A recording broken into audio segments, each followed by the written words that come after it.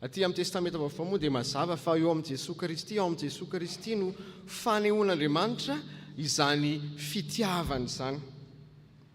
Ary ny hitantsika eo amin'ny andininy 10 dia ny hoe fitiavana manavitra. Izany hoe misolo vaika izany ny fitiavan'Andriamanitra antsika. Raha isika ny tokony hizaka ny vokatry ny fahotantsika dia Andriamanitra no nanolo tena mba hizaka ny vokatry izany fahotana izany mba tsy hananantsika eloka eo anatrehany. Eo amin'ny andininy 7 dia hoe fitiavana mamelona mba ahavelona, izany hoe fitiavana manome fiainana. Azo lazaina ihany koa hoe fitiavana mahatonga ny olona akafy fiainana, izay mihitsy ilay fitiavan'Andriamanitra fa ny olona mankafy fiainana. Fa hoy ny soratra masina hoe ka mananteny aminao aho satria efa niala tamin'ny fitiavanao voalohany ianao. Apokalipsy 2:4. Raha malala amin'ny tompo zava-dehibe ny inoantsika sy halalantsika fa Andriamanitra no nity antsika voalohany. Andriamanitra ny loharanom-pitiavana ary tao aminy izany fitiavana izany. Izao vanim-potoana krismasy tahaka izao indrindra any ampitan-dranomasina any no antsoin'ny olona hoe fetin'ny fitiavana. Tafiditra ao daholo izany ny fitiavana eo amin'ny mpivady, ny fitiavana eo amin'ny ray aman-drenin'ny zanaka, ny fitiavana eo amin'ny mpiray tam-po ao an-trano, dia tahaka ny hoe veloma mandray zany fifankatiavana izany rehefa vanim-potoana tahaka izao. Tsy diso akory izany fa ny tena tokony hankalazaina rehefa krismasy tahaka izao dia ilay fitiavan'Andriamanitra ny olony. Fitiavan'Andriamanitra ny olony no tokony hankalazaina rehefa fotoana tahaka izao. Fotoana izao hanamafisana, hanatsarana, hampitomboana ny fifandraisan'ny olona amin'Andriamanitra. Dia izany indrindra no mahatonga antsika miaina herinandro tahaka izao mba hahafahantsika mitombo mifandray hatrany amin'Andriamanitra mialoha ny haviany izany krismasa izany. Raha izay ny fizarana voalohany dia ndehantsika hiditra amin'ny hoe iza no tia, faharoa dia ny hoe izay mitory an Jesosy Kristy ho zanak'Andriamanitra. Raha mipetraka izany ny fanontaniana hoe iza no tia dia ireo izay mitory an Jesosy Kristy ho zanak'Andriamanitra. Araka ny hitantsika eo amin'ny andininy 15. Toy izao mivaky ny teny hoe na iza no manaiky fa zanak'Andriamanitra Jesosy dia mitoetra ao amin'ny Andriamanitra. Araka ny efa fantatsika dia hoe Andriamanitra fitiavana, ka izay mitoetra ao amin'Andriamanitra izany dia mitoetra ao amin'ny fitiavana, ary nanehoan'Andriamanitra amin'ny fitiavana dia tao amin'ny Jesosy Kristy. Hoy ny filazantsara araka ny Luka hoe teraka ny zanaky ny avo indrindra.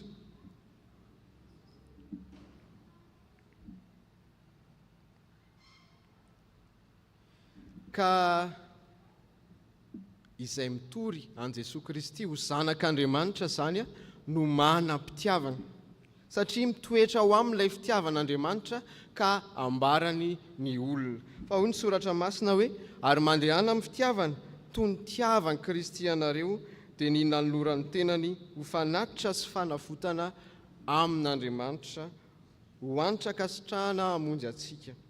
Efesianina 5:1. Rehefa malala ao amin'ny tompo izay mitory fa Jesosy Kristy no zanak'Andriamanitra, izy no manam-pitiavana, satria izy manaiky fa zanak'Andriamanitra Jesosy, ka inona fa mitoetra ao aminy izany izay fitiavan'Andriamanitra izany. Tsy iza moa ireo olona ireo na izany olona izany fa isika kristianina. Isika no manam-pitiavana, isika mpanaradian'i Kristy no olon'ny fitiavana, ary izany fifankatiavana izany no tokony ivony eo amin'ny fiainantsika. Fanimpotoana krismasy tahaka izao ry havana no anavaozantsika indray ny fifankatiavana. Fifankatiavana eo amin'ny samitsika kristianina. Io fitiavana io raha teo no mampiavaka antsika. Satria io ny ahafantaran'ny olona fa mpianatra dia tsy isika raha mifankatia. Ny kristianina zany tena tokony anam-pitiavana be indrindra eo anivon'ny fiarahamonina ary aneo an'izany fitiavana zany amin'ny asany, amin'ny teniny. Fa indraindray tady ho resin'ny fiarahamonina ny amin'izany faneho-pitiavana izany fa variana amin'ny zavatra maro samihafa, amin'ny asa, amin'ny andraikitra, amin'ny adidy dia adiny fa izay ny fototry ny fiainantsika. Dia ilay didy vaovao nomen'i Kristy hoe tokony hifankatia isika ary ny fitiavana no mampandroso, ny fitiavana no mahatsara ny fifandraisana eo amin'ny fiarahamonina. Eto am-pamaranana ry havana dia raha averina amintsika izay voalaza teo dia ny hoe iza no manam-pitiavana na hoe iza ny tia, dia ny tia antsika voalohany dia Andriamanitra. Izy ny loharanom-pitiavana, ka raha mikatsaka ny amin'izany hoe fitiavana izany isika dia Andriamanitra tokony hirintsika fatratra, atontsika, hanovozantsika an'izany fitiavana izany. Ary ny faharoa dia ny hoe iza no tia, dia izay manaiky na hoe mino na hoe mitory fa Jesosy Kristy no zanak'Andriamanitra. Izy ilay zanaky ny avy indrindra, fanehoan'Andriamanitra ny fitiavany ankalazaintsika amin'izao vaninandro ny krismasy izao. Dia mirahasoa antsika mba hitombo fitiavana tokoa isika ary hifankatia ao amin'Andriamanitra satria izay mitoetra ao amin'Andriamanitra dia mitoetra ao amin'ny fitiavana. Ho an'Andriamanitra ireriana ny voninahitra. Amen.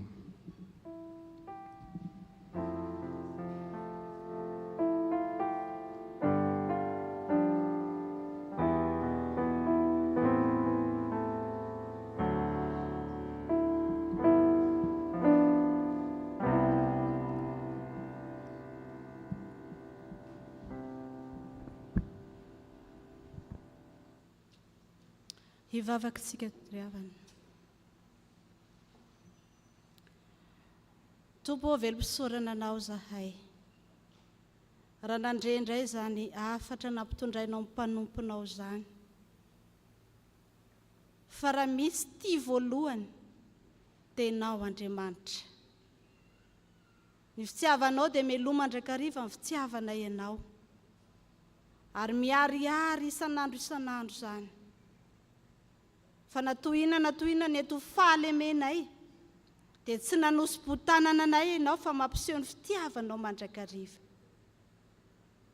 Ary zany no ampianarinao anay mba ahaizanay mifankatia eo anivon'ny ankohonana, ny fianakaviana, ny fiarahamonina, ny mpiara-mivavaka eto anivon'ny firenenay mihitsy aza. Menatra anao zay satria ianao aza tianay izay indray mampiseho toetra tsy mendrika eo anatrehanao. Tompo ampitoera ao anatinay ny fitiavana anao. Ho tsara fifandraisana aminao Andriamanitra izahay. Ary ho tia izay manodidina anay ihany koa. Nambaranao ihany koa fa ny fitorinanao Jesosy Kristy fa zanak'Andriamanitra no manam-pitiavana. Toa tsy vitanay zany indraindray Tompo fa feno henatra ary indraindray eo amolotra fotsiny fa tsy lalipakany anatinay. Ny manambaranao zany Jesosy Kristy zanak'Andriamanitra velona sy mahery eo amin'ny fiainanay zany. Ampianaro zay Tompo mba tena hitoro ny filazantsara fa ianao ilay tonga ho famonjenao anay. Ianao Jesosy Kristy ilay fanafahanao anay amin'izay rehetrarehetra mbola mamatotra anay ka hitoeranay eo amin'ny fitiavanao. Ilay loharanom-pitiavana ianao Tompo mampianatra anay aizary zany fitiavana zany tenao Jesosy Kristy zanak'Andriamanitra no torinainay zanaiza misy anay. Inonay fa Andriamanitra tsy mitahiry fahatezerana aminay ianao, ka miteny anay mandrakariva hoe fitiavana mandrakizay ny tsiavako anareo, ary za mbola naparetako famindram-po anareo. Makasitraka indrindra Tompo da ataovy manana fo mahay mity anao zahay, mahay mity ny manodidina anay, ary indrindrandrindra aizanay mizara fa ianao Jesosy Kristy zanak'Andriamanitra ilay fitiavana no anananay fitiavana mizara ihany koa. Dia atolotra ho anao Jesosy Kristy izany vavaka izany, ary atambatra amin'ilay vavaka nampianarinao manao hoe ranay eo izany an-danitra, ao masinina ny anaranao, ho tonga ny fanjakanao, atao any sitraponao ety an-tany tahaka ny an-danitra. Meo anay anio ny anona sahaza ho anay, ary mamelany elokay tahaka namelana izay meloka taminay, ary aza mitondra anay amin'ny fakampana fa manafanay amin'ny ratsy. Anao ny fanjakana sy ny hery ary mivoninahitra mandrakizay. Amen. Anavao ny fanoloran-tena tsika ry havana amin'ny alalan-drakitra izay manome am-pifaliana no ankasitrahan'Andriamanitra. Ataontsika ny hira fa 7:20 anatanterahana izany fanatazana ny rakitra izany.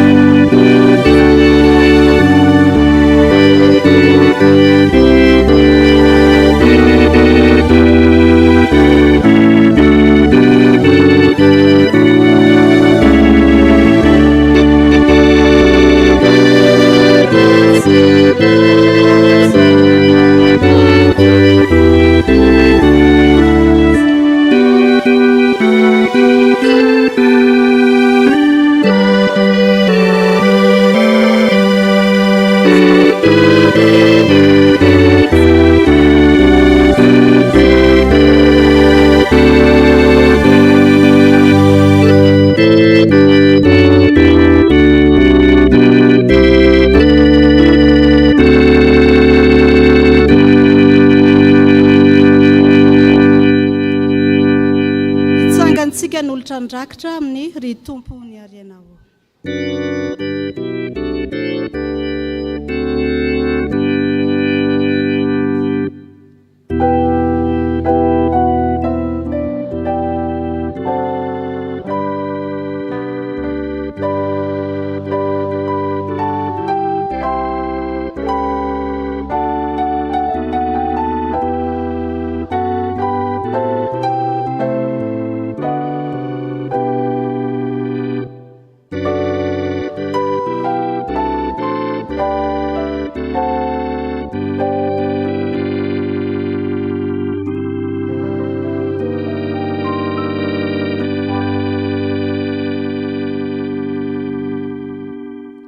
mipetraka ny fiangonana.